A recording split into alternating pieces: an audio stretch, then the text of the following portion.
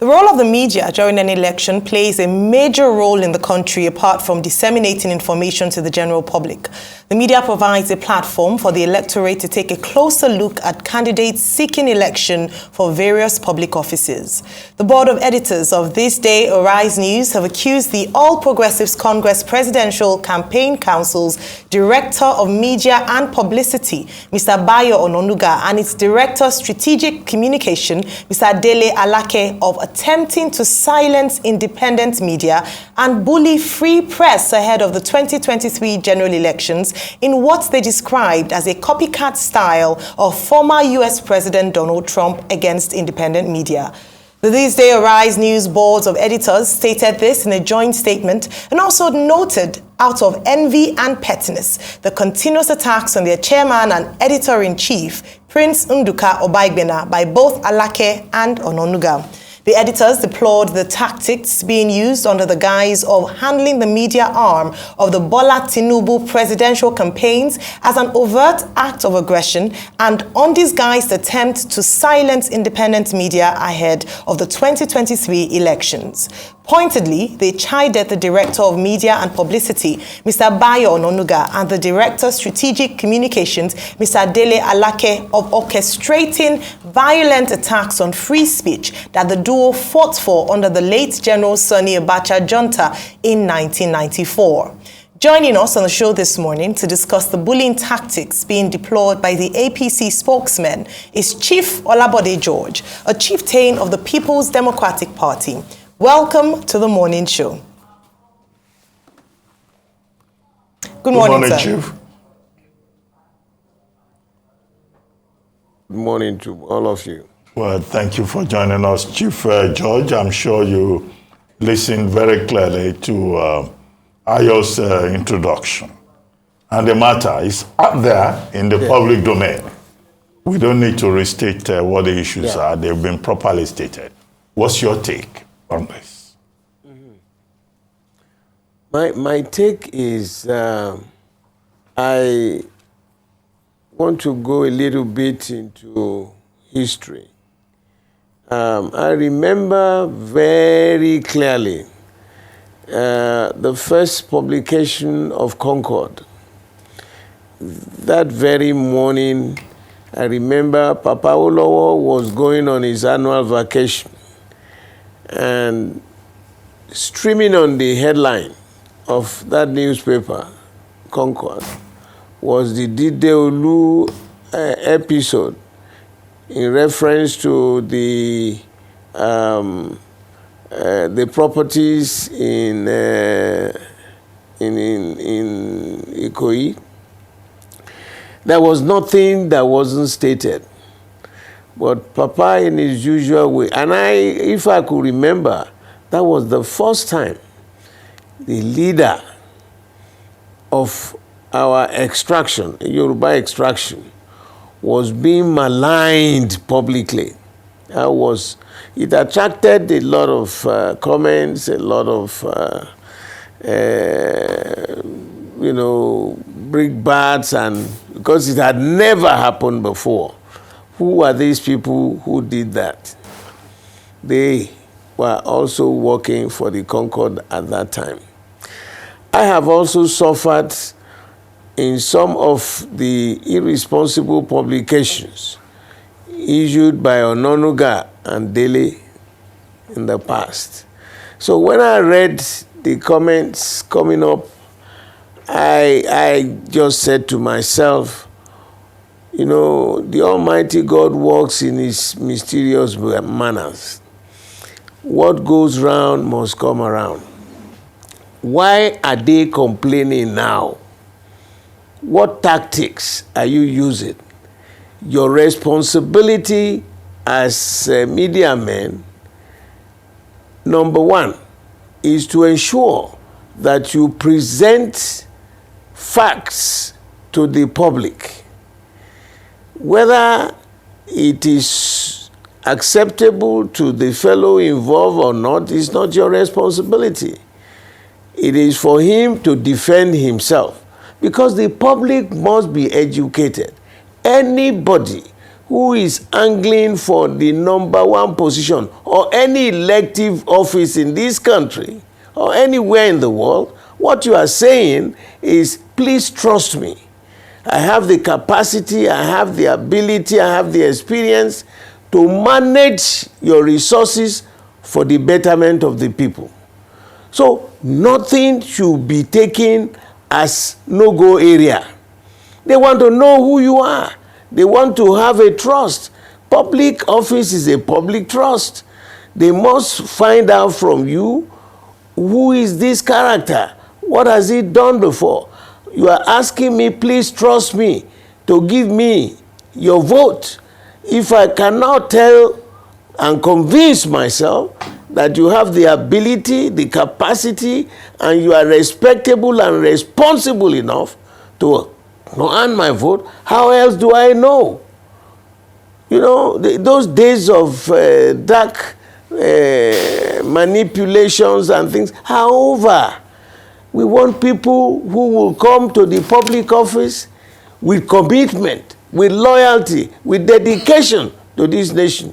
So what is it that you guys have said or done that are now making them to jump off their chairs? Why? They did that before. I remember I was just living as a military governor in Ondo State. They were firing me at all sides because they knew I was back in the system. I couldn't make any comments. I remember the then head of state, Oga, General Babangida, called me and said, but they go to Chief F.R.A. Williams and sue these people. So, because, you know, what is good for the goose is good for the gander. I don't see what you have said that is wrong. Certain allegations were made. Explain yourself to the public so that they can be convinced that they can put your vote behind you. There are others who are also, you know, contesting against you. Once you decide that you want to get into public office, there's nothing hidden in your closet. You know, they must x-ray you from your head to your toe. Who are you? What have you done? All the stories you've told us, they have to cross-check so that they know that in the next 4 years, they can entrust all the assets of our nation in your hands, because they will believe that you will do and handle them for their benefit and not for your own personal benefit. Absolutely. Thank you, sir. Now, let's talk about one of the issues that has come up with regards to this publication and the rebuttal recently given by Mr. Dele Alake and Mr. Bayo Ononuga. They've cited the fact that their APC candidates, presidential candidates, has been invited a number of times to come to a public town hall meeting to speak to the people whom they're courting their votes or hoping to get their votes. Sir, would you say that there is there's an issue with having a presidential candidate speak to people about his plans and intentions in a fair and equitable platform, and what might be the challenge of the candidates? Because this has repeatedly come up in news items. You know, my dear young lady, once you present yourself for public office, it's a public trust. If there are certain dark areas about you, people have to clear their minds. You guys are doing your job. There are times you have fired back at us, in my own party too. You have fired at one of our governors, Governor Wike, and you invited me. I came to clear the air and put the stories straight so that the public will be convinced. If the people are not convinced, how do you want them to trust you? It's a matter of trust. There's absolutely nothing you guys have done that is unacceptable. You know, they are also media men. It is their responsibility to repackage themselves and answer the questions. If they can't, bring the principal out to to answer the questions by himself. But to use diversionary tactics and to fence off and pretend that, oh, it's a personal attack. Personal attack for a man who is seeking public office? There's nothing like personal attack. If you think that it is a personal attack, you have the judiciary. Go to the judiciary and seek for vengeance. But the public needs to know. The party members, both APC, PDP, and all the other ones, they need to know. Our mamas and papas who have the ability and the right to vote, they must be told. There are certain areas that are not clear to them. Who are the people to ask the question, to explain to them? The media. Why should you be afraid of the media? You also have your TV station. If you don't want to come to Arise TV station, you have the TVC. Go and explain yourself. So I believe this is a tactics that is unacceptable in any civilized world. Why are they attacking you personally? What has it got to do with Rufai? Or what has it got to do with Ruben? Or what has it got to do with your chap who writes on this day? Or even your CEO? What has it got to do with the price of milk? ABCD was said about you. Explain yourself. If you can't take it now, in fact, when I read that, oh, if we win, they will take off your license, they will do this, I was shocked. Whether we were in the Stone Age. No. This is modern life now. Even Putin, they put him on the spot. The most despotic fellow on the globe. Even the president of China. People, they ask questions. And we should move away from this attitude of, no, okay, he's a special man. Okay. He should be so treated. Okay. Okay, sir. Let's talk about the issues. Because a lot of people are saying all of this back and forth is the veil of the issues. The issues are the academic qualification of the candidate and some other issues that they've talked about, and the fact that how will they fix Nigeria based on what the APC has said all this while. I mean, I want us to talk through the issues now and the empiricals of, because take, for instance, there's been fuel scarcity for some time, there's been massive unemployment, you know, a lot of things are grounded in the country, and the character of the candidate is on the question, and things like that. I want you to speak through the issues this morning. Absolutely. Okay. Now, you are asking us, forget about me being a member of PDP.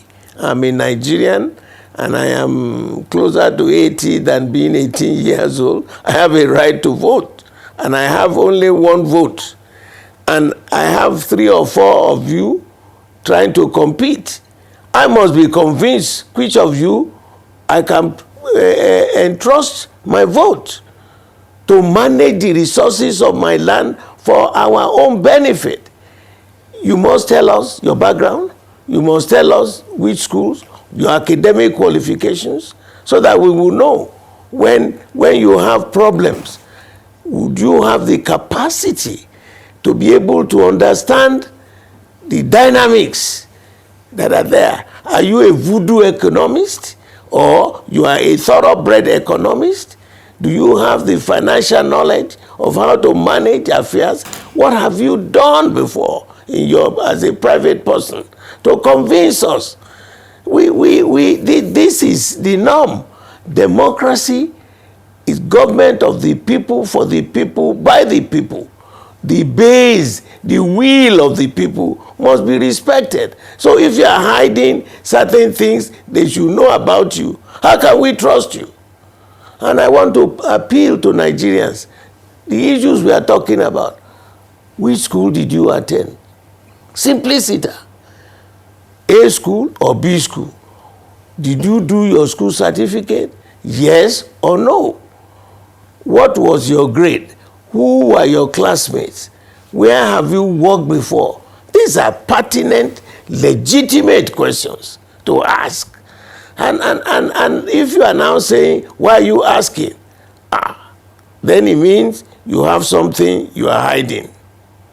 It means you have something you are hiding. And this is not the time in this country. The ship of state is drifting very badly, like a rudderless ship. We must get somebody who has the capacity, who has the love, who has shown commitment, loyalty, and dedication to this nation for us to pull away from the way we are as a sailor. Well, you know, Chief, if your ship is drifting, you need the best captain, Chief, to take you back to harbor. Well, Chief, Yes. as we begin to wrap up this conversation now, two quick things. You pose a question, who is this character? And you've tried to respond to it in various ways. But Asiwaju Bola Ahmed Tinubu, if he becomes president of Nigeria, it will be said that he's your kinsman from the same Isaleko with you. I don't know whether it's Olowo Gbowo or Campus Square. No. You people are from the same place. No, let me finish, sir.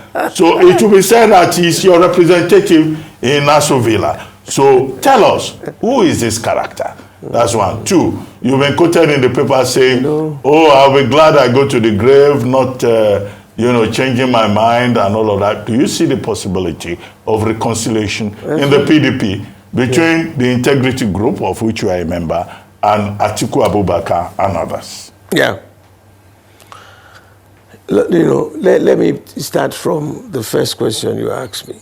First of all, I am an irredentist Lagosian, born, bred, schooled, groomed, and have no regrets whatsoever. Now, I know for real that Bola is not a Lagosian. You can quote me from here till the end of the world. I had been to his village. I have been to the school he attended.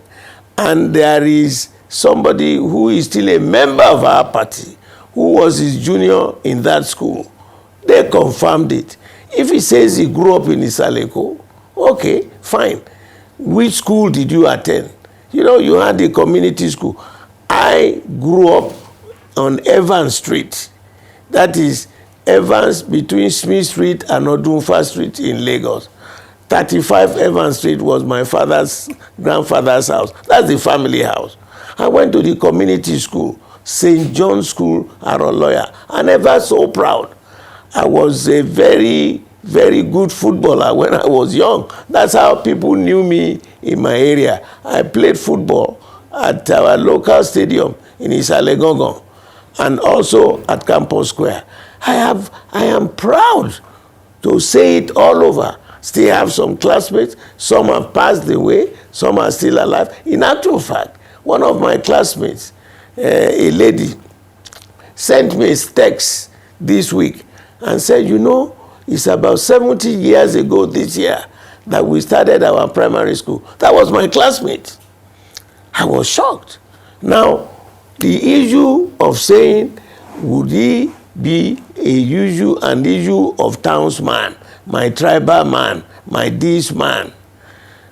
Listen, Professor Lumumba gave a lecture recently when Papa Saraki, they celebrated 10th year anniversary. He was emphatic.